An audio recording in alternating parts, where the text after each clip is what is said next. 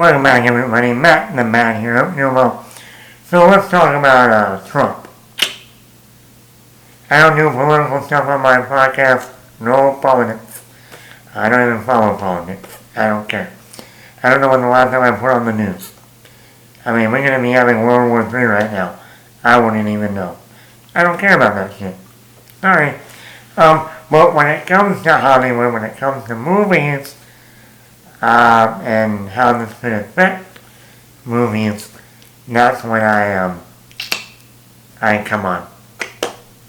I am your president today.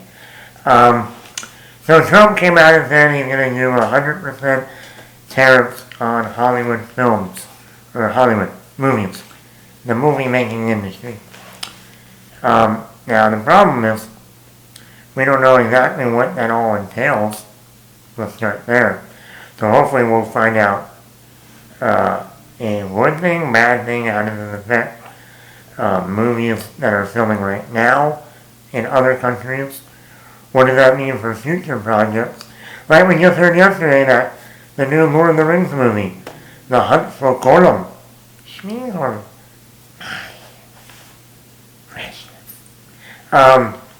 going to come out in 2027. Well, that's a little 2.5 years from now.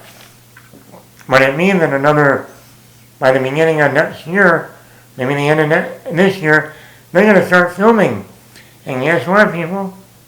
Those Lord of the Rings movies, you know where they film them? Not here. They film them in New Zealand. Yeah. Not in the U.S. New Zealand. Not U.S. So what does that mean for a movie like that? They're about to shoot another Star Wars movie, finally. They don't shoot those movies, not all of it, in the U.S. They go somewhere else. The Batman Part 2, if we ever get that movie. Most of that movie was shot in the United Kingdom, not in the U.S. You get my point? So what does that mean? The James Bond movies. No Bond for you. Mission Impossible. Sorry, Ethan. I hope this new movie, The Final Reckoning, is the final reckoning. Because after these tariffs go through, what do you do? Shoot in the U.S.? Hey, look, man, we're in California. We're in Arizona. Who gives the fuck? Now, what does that mean? But then there's other parts to this that people aren't understanding. Trump wants to bring more of the movie business on our home turf.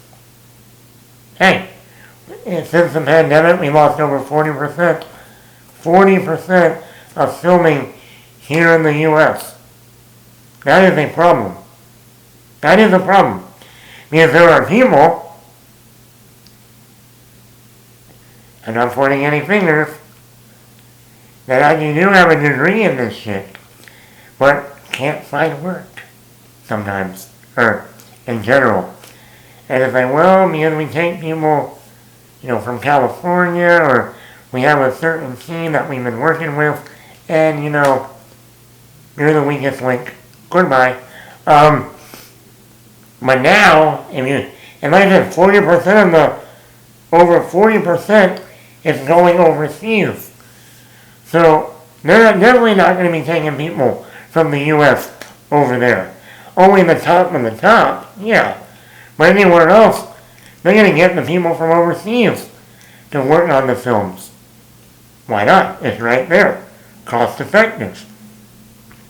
But bringing it back to the U.S., that's going to open more jobs. The economy. Building new sets, new studios throughout the U.S. That means you build a new studio, you're going to need people to work at that studio. That means more employment, more jobs, more opportunity. That's a good thing. That is a good thing. That's really good. Very, very good. You gotta see all the negatives. And there is a lot of negatives. Number one, let's talk about, right now we have a problem in our country with budgets on these movies. Netflix put a movie out. Netflix put a movie out. The Electric State with Chris Pratt and Millie Bobby Brown, directed by the Russo brothers. Came out like about a month ago. That movie cost $300 million to make. And guess what, people? Because it was on Netflix, it didn't make any money back. They made a movie for $300 million and it made zero money back. Zero.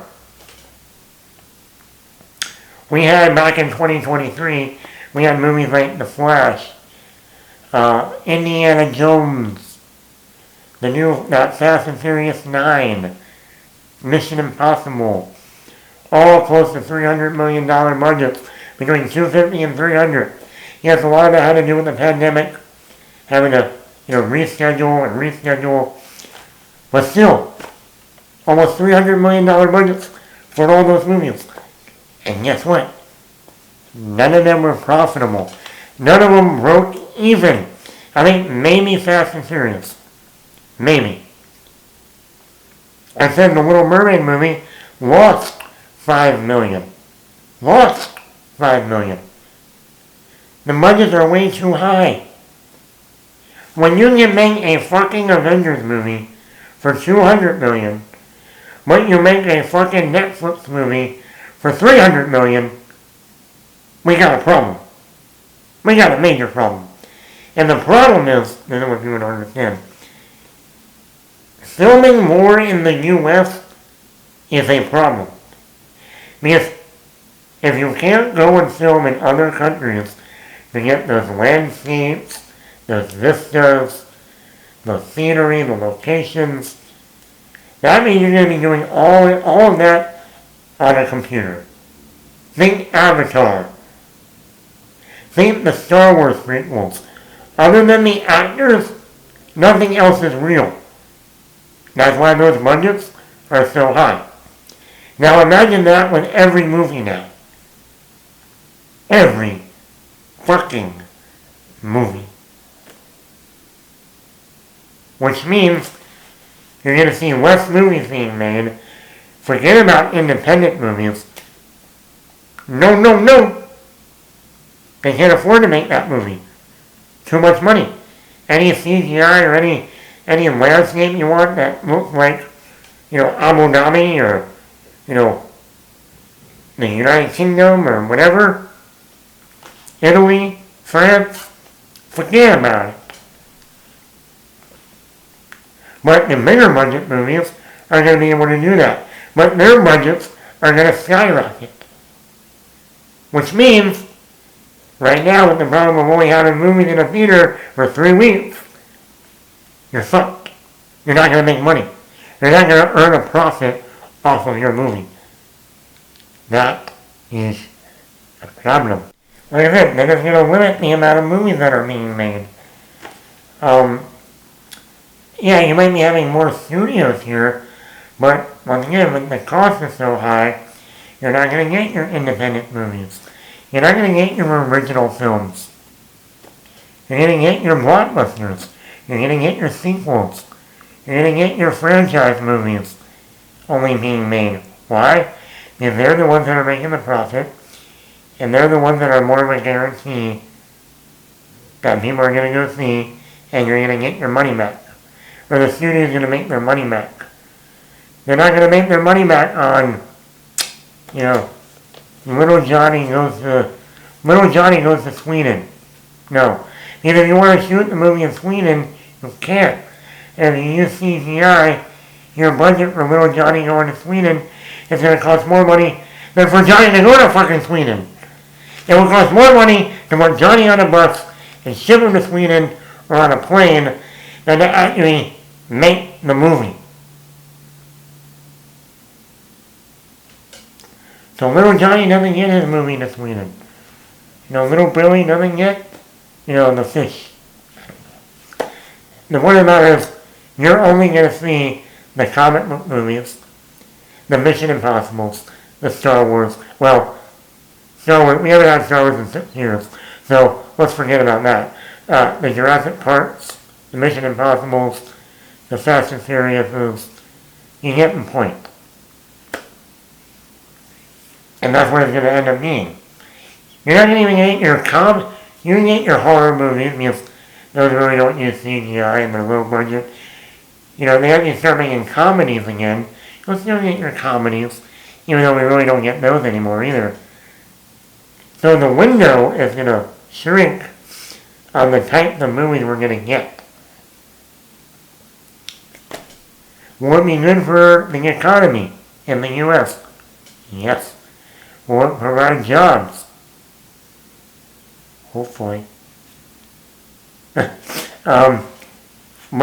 yeah, that's the bottom line. Will it help the U.S. economy? Yes. Is it going to hurt other things? A lot. Yes. But once again, we don't know all the details yet. But these are possibilities of what it could and could not do. How it could help and not help. So, I think on one thing, it could help get more jobs. On the other hand, you might mainly see the big blockbuster movies being made. Forget any smaller film that wants to go film in another country? No. Because you won't have the money to do the CGI and the green screen, because that costs more money than to just go there and shoot. Unless you want to pay over 100%. And then like that, don't even get me started on how that trickles down into the movie theaters. Ticket prices goes up. Oh, that Netflix account you have? What are you paying right now? $7.99? $14.99? You think that's a lot now? Oh boy, just wait.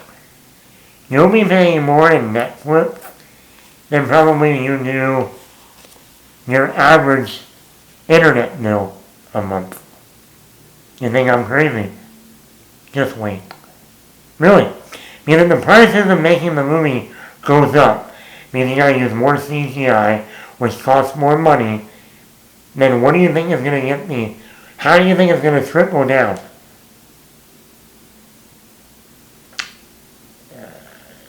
Cost the make the movie. Movie theaters need to make money too, so they're gonna up the prices. Even if you have A-list or unlimited, that will go up. And then there, we'll go to streaming services. Those prices go up. Because, especially right now with so many movies going on streaming, well, they're still making their movies, and they're costing now even more to make. So those prices are going to go up too. Pretty soon, and now you're going to end up being cheaper to go back and go out and buy a Blu-ray. And buy the Blu-ray movie on physical media than paying for streaming services. So when people laugh at me and say, you have so many fucking movies. You have so many fucking movies. Thank God I do. Because when the streamings go up, and then when I gotta cancel that subscription. I gotta cancel.